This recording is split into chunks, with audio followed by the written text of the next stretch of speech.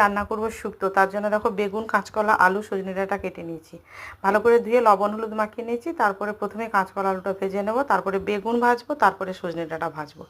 তারপরে ওই ভাজার তেলে দিয়ে দেব বড়ি কয়েকটা, দিয়ে ভেজে তুলে নেব। এদিকে আমি মশলা বলতে নিয়েছি আদা বাটা আর পোস্ত বাটা। তো বড়ি ভাজা হয়ে গেছে, বড়ি ভাজা হয়ে যাওয়ার পর ওই তেলের মধ্যে দিয়ে দিলাম শুকনো লঙ্কা, তেজপাতা, পাঁচফোড়ন, দিয়ে একটু নেড়ে চেড়ে কেটে রাখা উচ্ছেগুলো দিয়ে দেবো। উচ্ছেগুলো কিন্তু খুব ঝিরিঝিরি করে কাটতে হবে, তোমরা দেখতেই পাচ্ছ।